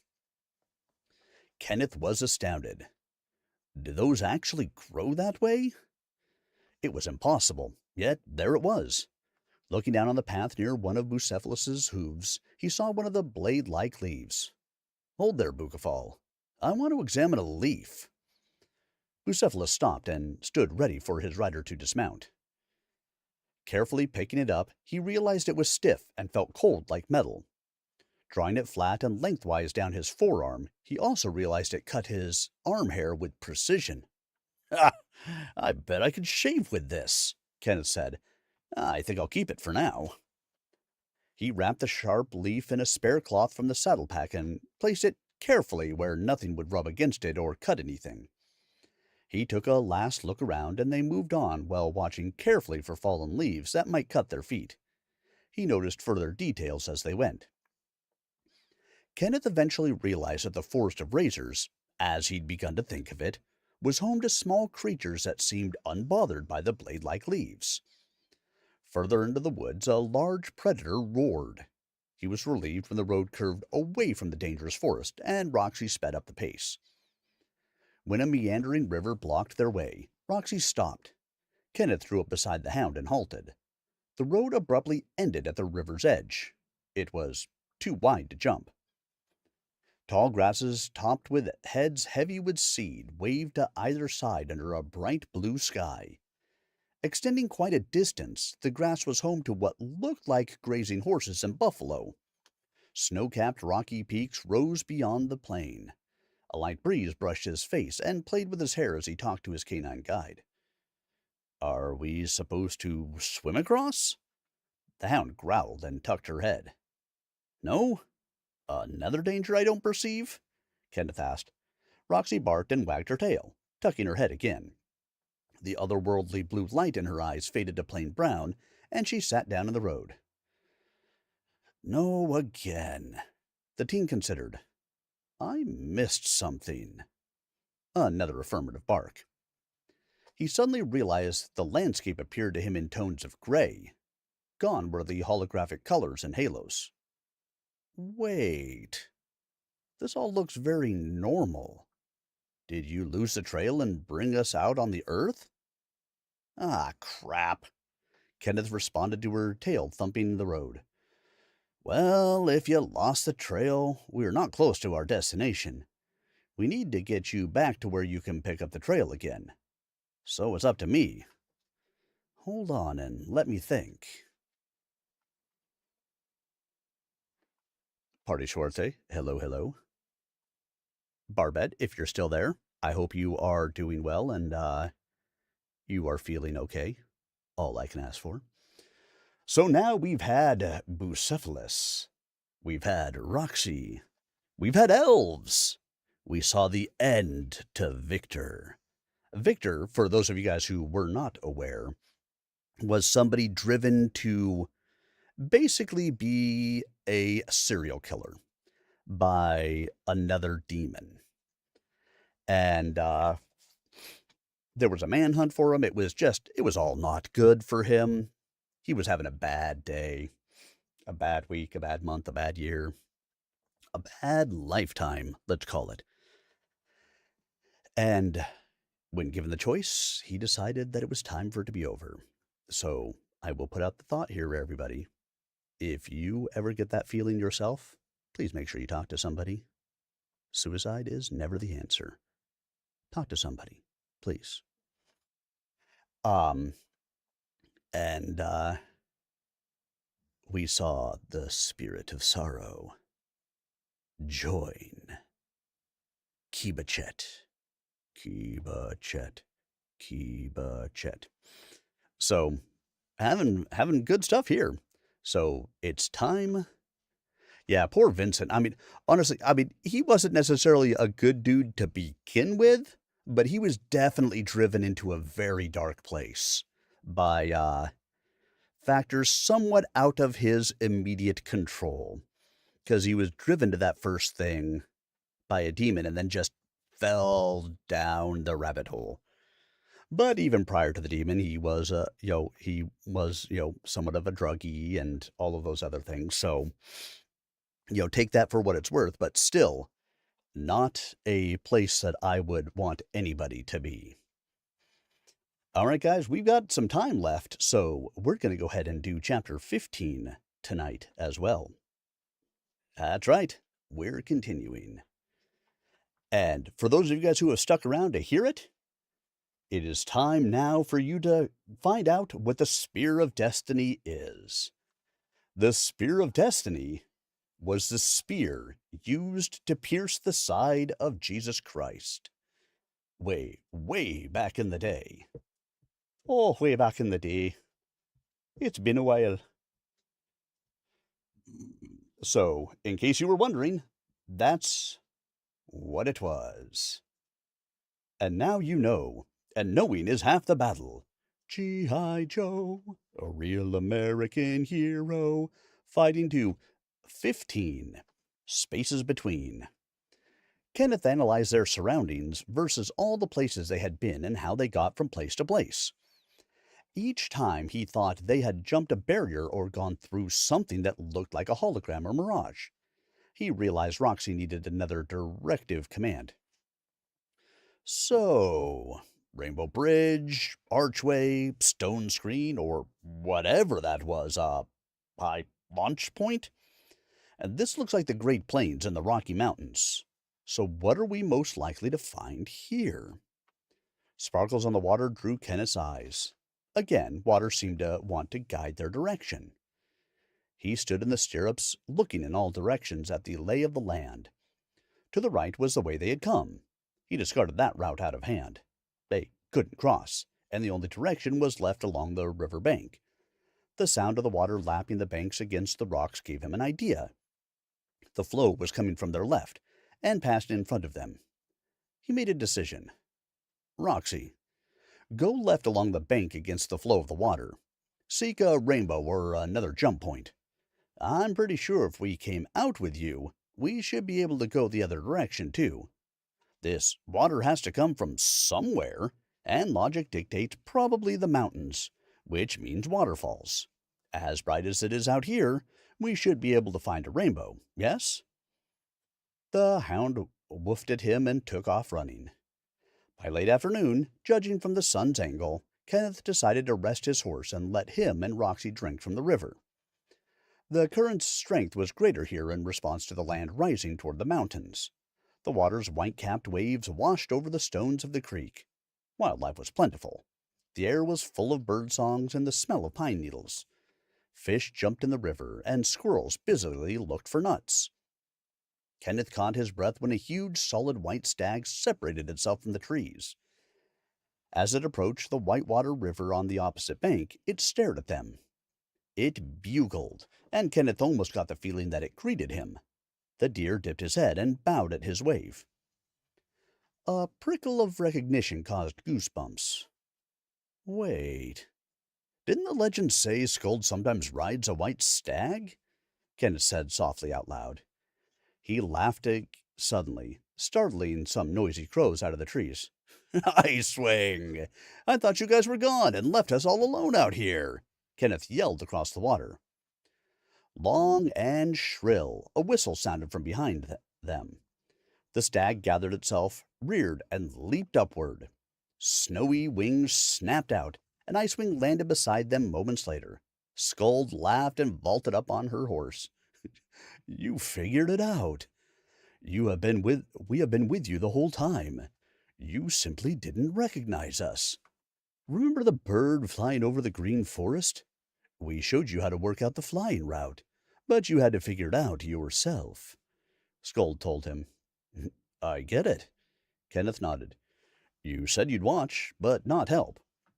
What about now? We took a wrong turn somewhere.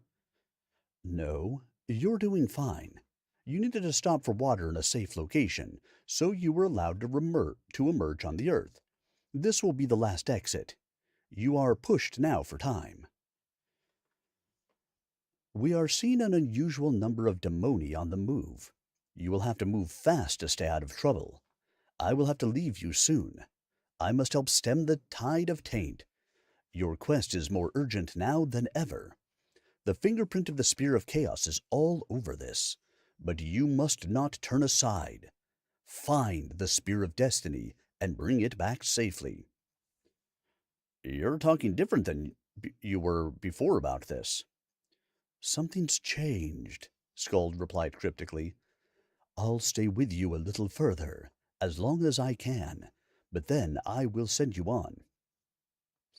All right, then. Let's go. Roxy, seek, Kenneth ordered. They continued at speed along the river as it rose among the rocks. Kenneth could hear the roar of a waterfall close by when they stopped again for water and a little grazing for the horses. The sun shone with a golden cast in the evening light. If they were going to use a rainbow as a jump point, Kenneth knew they would have to hurry. Falling into a sparkling pool, the waterfall wasn't quite deafening, but was still very loud. The light was angled just enough to form a bright rainbow in the mist. To reach it, they would need to jump from the riverbank. Skuld went first. Icewing leaped again, aided by his powerful wings. Roxy and Bucephalus were close on their heels. This time it seemed like they fell through the shimmering light, but instead of landing in the water, their surroundings instantly changed again.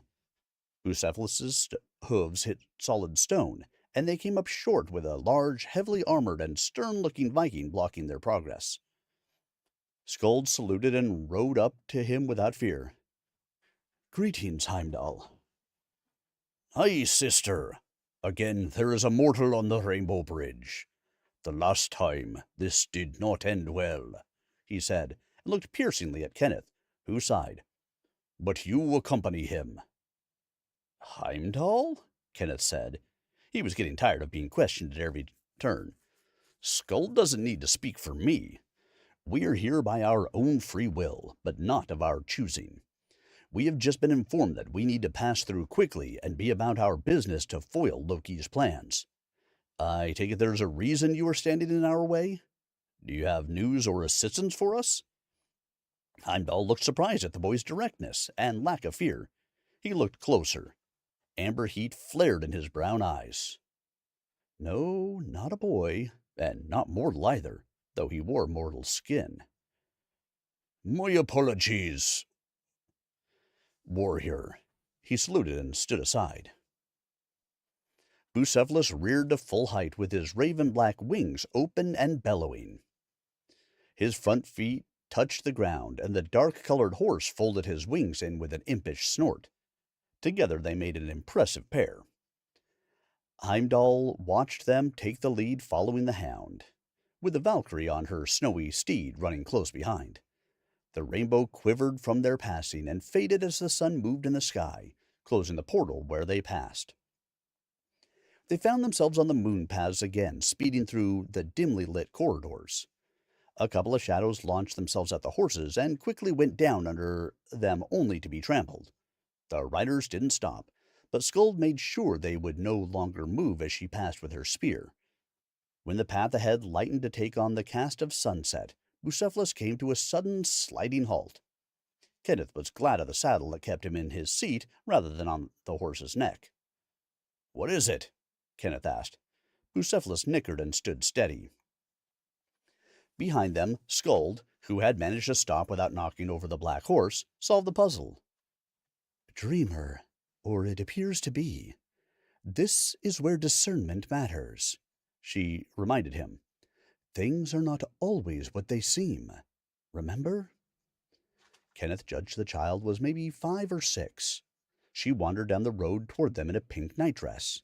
Her stuffed bunny was cuddled in her arms, nearly hidden by the girl's long, light brown hair. Brightly smiling, she came close to the horses who towered over her head. "Horsey!" she giggled. Bucephalus gently sniffed her and blew in her hair. She wrapped her arms around his face. "Nice, Horsey!" She giggled again. "Would you like to come have some tea, nice Horsey? You can come to my tea party." Kenneth gently addressed the little girl. "You have tea? My horse loves tea. But we have important matters to take care of." "Are you a knight on a noble quest like a bedtime story my daddy reads to me?" She beamed up at him without fear. "Why, yes."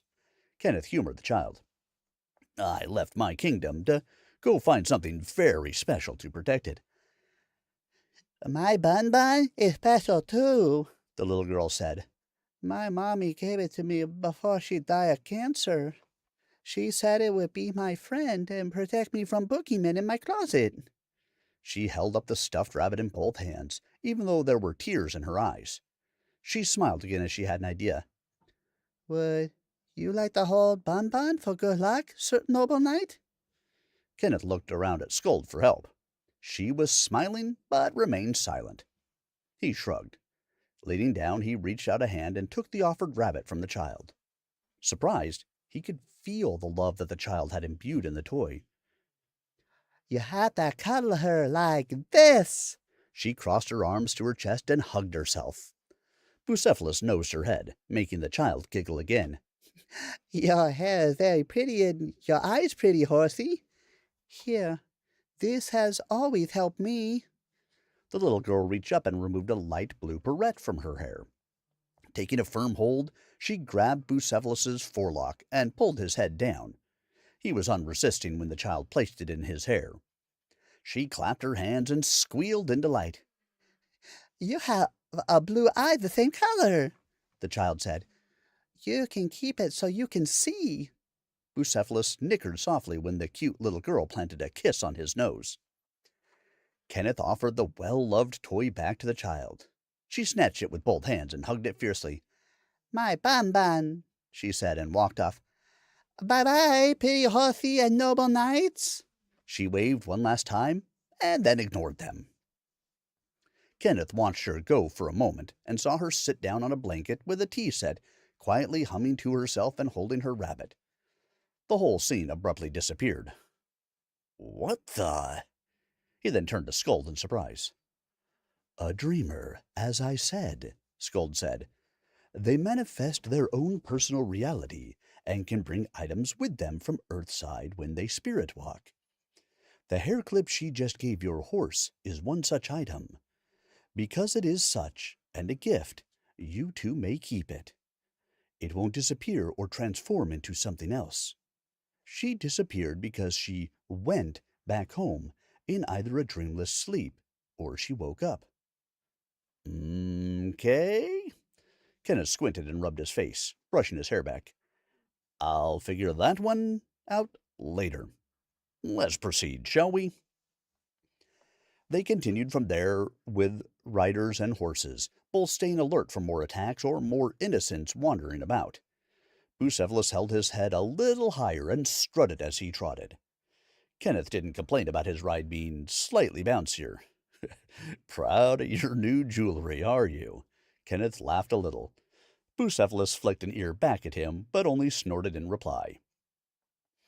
The next time the sky lightened, Roxy stopped at a crossroads and sniffed around. She sped up again, this time on the leftward-bearing road. Here the road quickly became gravel, and the riders moved the horses to the shoulder so they could travel on the grass instead of sharp stones. Roxy barked several times and sped up to a run, baying as she went. They sped past succulent-appearing fruit trees and flowering gardens. The further they went, the brighter it got, and the scents were almost cloying, they were so strong. Bucephalus scented something new besides flowers, and he slowed to a walk before he finally stopped. When Kenneth nudged him, he shook his head and switched to the other side of the road, snorting a loud alarm. He sidestepped facing an object in a heap at the side of the road where he'd just avoided walking. Icewing also kept his distance, eyeing it carefully. Both horses blew and breathed deeply. Bucephalus stuck his nose in the air, sampling the scent. He bellowed and struck out furiously with one foreleg. His ears were flat against his skull. Kenneth saw that Icewing also had his ears flattened and was glaring. It looked vaguely human, but was covered in something white, whatever the object was. It twitched and something rolled behind it.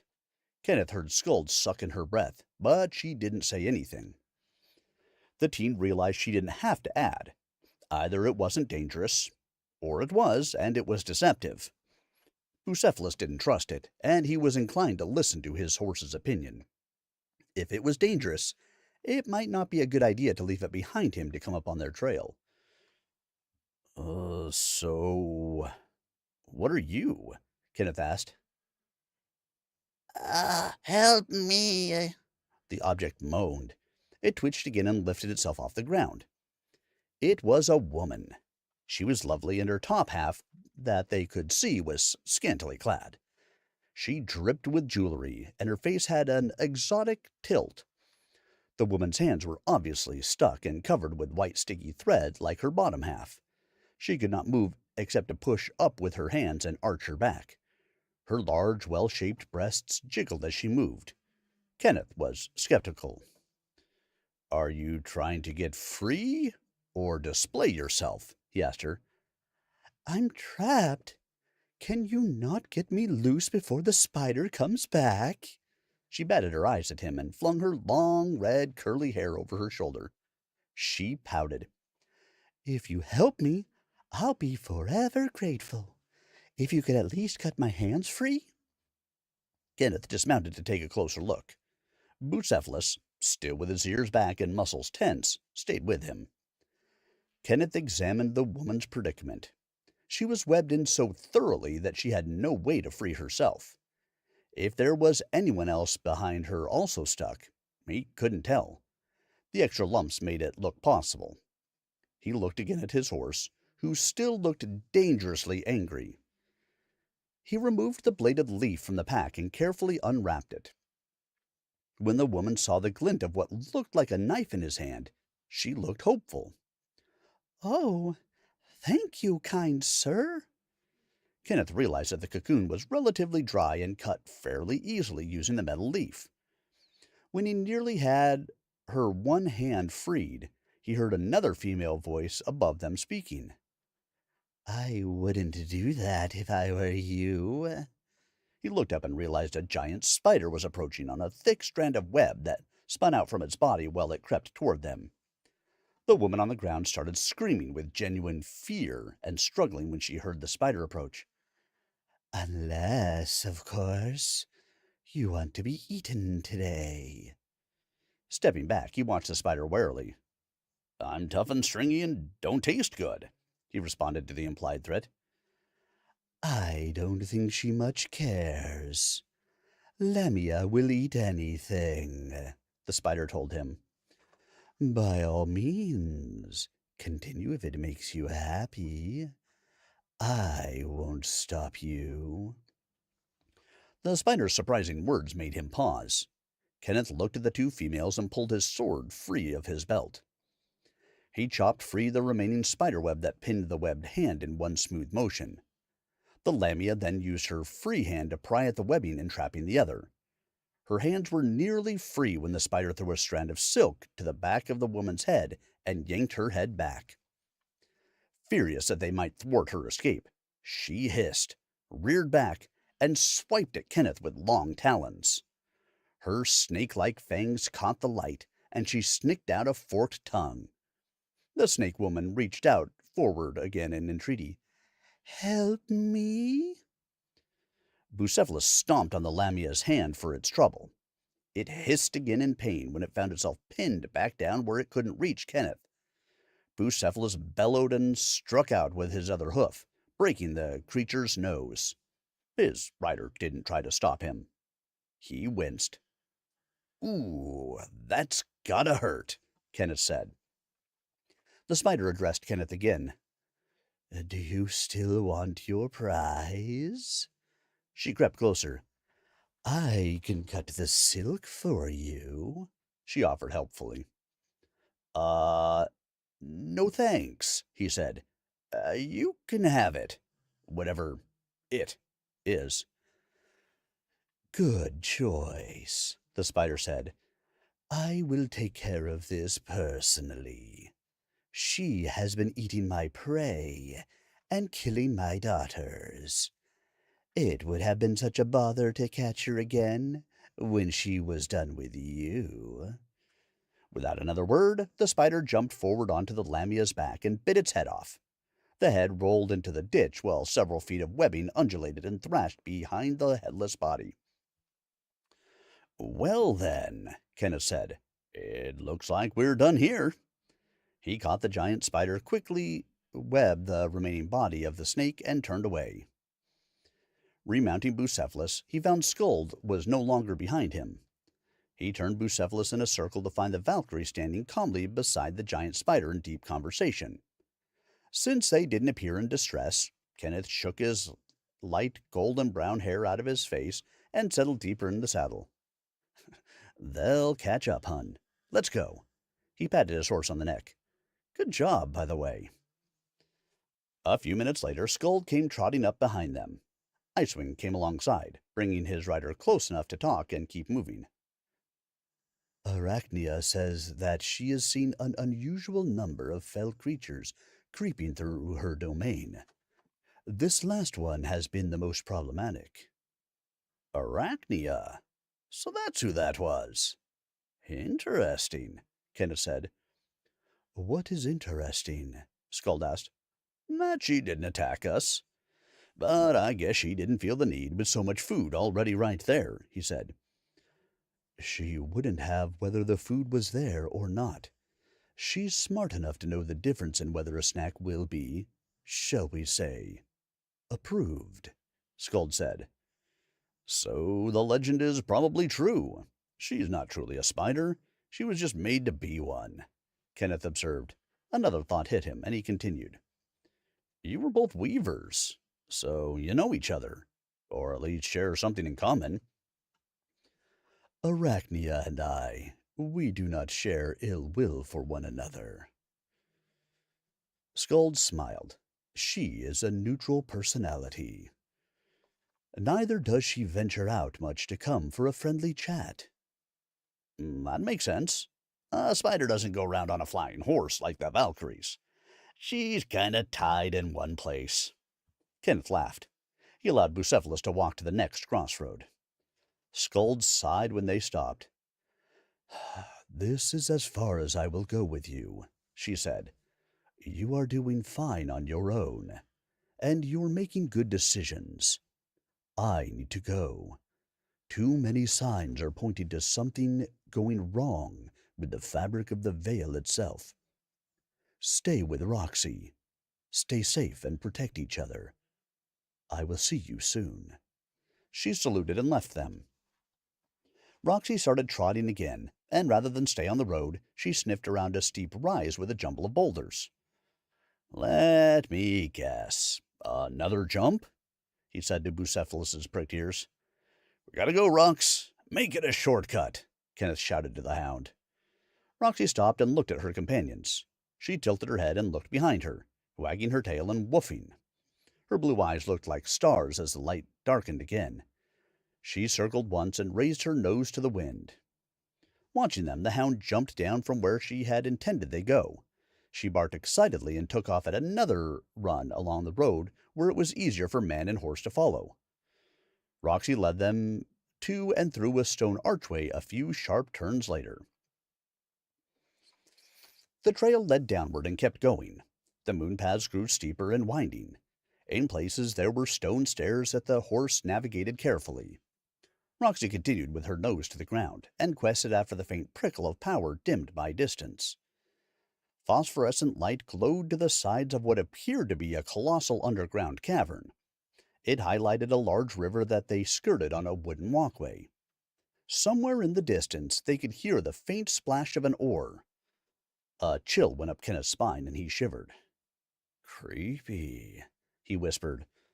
Why do I feel I'm about to meet death around the corner at any moment? The sound of his quiet voice echoed loudly in the chamber. Instead of crossing the river, they turned aside and went through another archway continuing down. The heat hit their faces like an oven. Kenneth noticed lava slowly oozing in a deep chasm capped by black stone where it was partially cooling.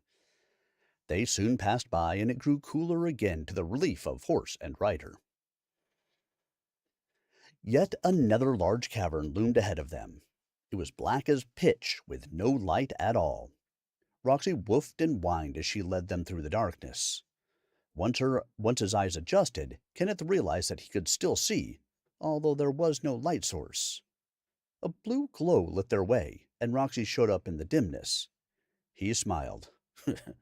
That gives new meaning to the term headlight. The little girl's gift, imbued with her innocence and love so that Bucephalus could see, glowed brightly.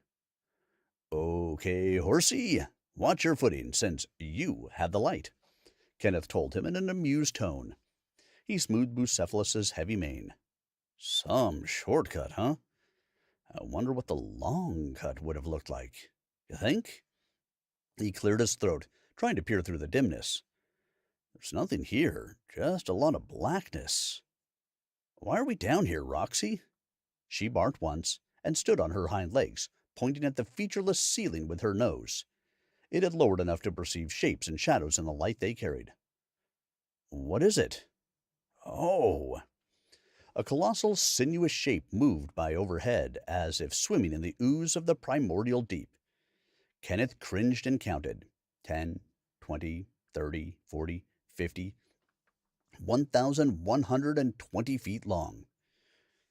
Dear God, he breathed. There's not supposed to be anything that big out there, according to science.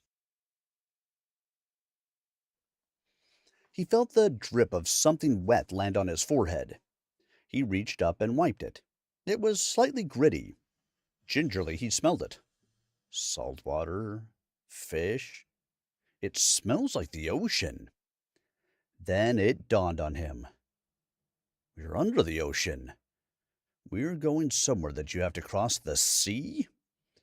Roxy barked assent and took off running again. It was a flat, slightly sandy surface, and the space narrowed to a tunnel. By the time it widened out again, they had slowed to a fast trotting pace. They were still going strong when they reached what looked like an open doorway. It looks like we're finally getting somewhere. Another jump point, maybe? Except they found their way suddenly blocked. Ah, crap! Kenneth exclaimed, pulled his sword, and yanked Bucephalus into a quick stop and rear. The animal in front of them barked and jumped up and down. Why wouldn't I think that thing is real given everything else we've come across? We let our guard down. Damn it, Roxy, he swore. The three-headed dog towered over the trio. Its shoulders were nearly as broad as the tunnel. The spotted hound held Roxy dangling from the mouth of the center head. The other two heads barked deafeningly. It half-heartedly pounced at Kenneth and crouched with its tongue lolling. It wagged its massive tail. Oh my gosh! It's just a big puppy dog! He wants to play, Kenneth told Bucephalus. He decided to try the direct approach.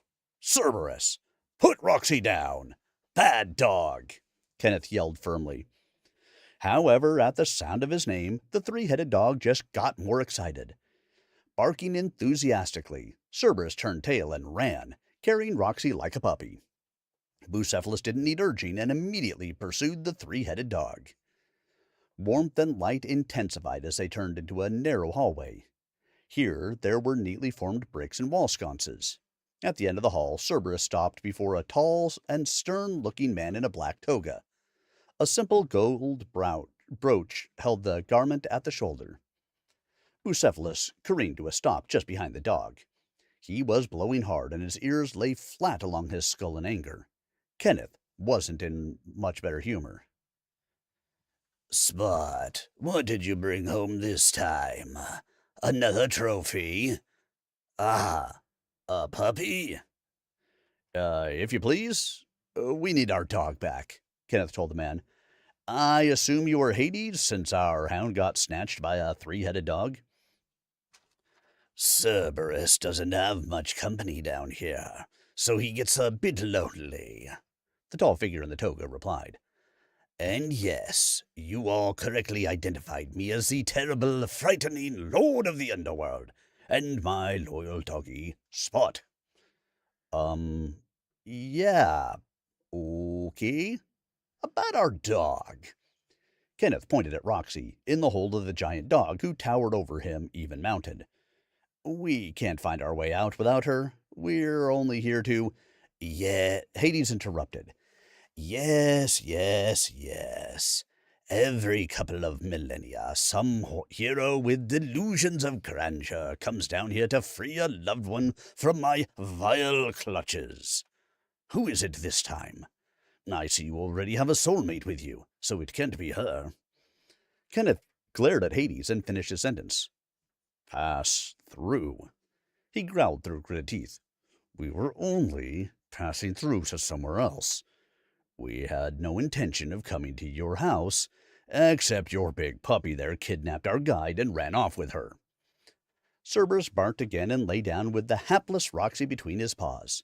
He licked her vigorously. Cerberus's three heads all panted happily as he woofed at his master. I see, said Hades. Well, if you aren't here to liberate someone or make a deal, then I suppose whatever you are up to is not my problem. I'll have Spot take you to the border and release you. I can't have you wandering about loose here. I'm charged with taking care of souls who are in between, neither bad nor good, until such time as our Father calls them to judgment or reincarnation. Having the living mix with the dead is not good for discipline. It's messy. Just not good practice, you understand. Understandable, Kenneth nodded. I am not particularly interested in the dead anyway. I'm trying to rescue the living and prevent a war. he told the disinterested power. Sure, sure, Hades said. So, let's get you out of here and gone. Besides, I don't want to deal with Odin if he comes looking for his hound. Cerberus, you can't keep the puppy, okay? Put her down and take these people to the border in the direction they were going. Hades instructed his dog and patted all three heads. Dismissed, they found themselves escorted out. Cerberus herded them along until they emerged from Tartarus on a simple dirt footpath leading upward. The three-headed dog left them there with a regretful whine and bounded off into the darkness. Kenneth was relieved to be on the move again with Roxy in the lead. Compared with the maze they had just left, the new path turned out to be a direct route with the shortcut he'd hoped for. Silently waiting like a sentinel in the moonlight, another stone archway marked the end of the trail. This one was white marble and gently glowed in the light Bucephalus carried on his forelock. Roxy trotted pertly up the stairs and stopped in the center, where a blue mosaic sun decorated the floor. Bucephalus carefully picked his way upward and followed Roxy through the jump point. Once the team went through, Kenneth realized they had reached their destination. Roxy led them a short distance to a gate attached to a huge wall with guard posts everywhere. The dog stopped and sat down, looking at it. Yes, like, Hades is such a funny figure in mythology because he has always been like the one who truly did his job. Didn't get sidetracked by other things. He really did his job. And I love that he called Cerberus Spot because I have heard in the past that Cerberus, through a couple of lines of things, is a translation to Spot. So the dog that guards the underworld is named Spot. How much better could that be? I love it. All right, everyone. Well, that is going to reach the end of our reading for this evening. So I want to start off by saying thank you to all of you. The greatest gift that you can give me as a streamer is the gift of your time, and I appreciate that you guys gave me the gift of yours this evening, whether it was for 5 minutes or the full 2 hours of reading. Thank you for being here. As always, spot or striped or spotted. Yeah, it's just hilarious that that's what Cerberus translates into. Because Cerberus sounds so mean. Spot, on the other hand, is a typical dog's name. Yes, Party Schwarze. Thank you. Thank you also to any new followers, Tegan Fox, Miss Shadow 69. If you guys are still here, thank you. I appreciate your jumping in and listening in on everything. Anybody out there in TikTok, Kick, Rumble, Twitch, YouTube, X, wherever you happen to be, thank you. Make sure you get out there and support the author. Her book is available on Amazon. This is book 2 in her series. Book 1 we didn't read. You're going to have to go and read Spear of Chaos all by yourself. Go pick it up. Then take a listen through or a read through here. I did record all of the chapters from tonight, as I have recorded all of them all along. So please feel free to jump out to the YouTube channel, youtube.com/@SirArminius, or my Rumble channel, which I have no idea what it actually is, but just search Spear of Destiny and I'm sure you will find it. And you can watch the chapters, you can listen to me read the previous chapters, or again, stop out and pick up the book on Amazon and read along on your own. I read just about anything, Party Schwarze. I have a backlog of about 5 or 6 books right now from indie authors to read. Really what I do is I support independent authors by helping to give them an audience for their books in a way that they have not been able to do otherwise. Because for our indie authors, it's very hard because they have to do every single part of it. They have to write the book, find an editor, get it all edited, find alpha and beta readers, get it all read, do the publishing, do the marketing, do everything that comes along with it. So this is my little way of giving back at the same time as, heightening my skills as a voice actor as I get to go through and do these different things. So if it's an indie author, I'm absolutely happy to read it. Just the only thing that I don't read is AI stuff. If it's not AI written, I'm happy to get involved. I will be back again on Tuesday, everyone, where we will continue with chapter 16 of the book. But again, chapters up through 15 will all be available for you to listen to on the YouTube channel. I hope you guys will stop out there and listen to it and make sure that you're getting out there and supporting the author Mary Lou Wells, and our editor, Kira Holiday. Thank you all for your time this evening. I hope to see you guys again really soon, and have yourselves a wonderful rest of your weekend. Good night, everybody.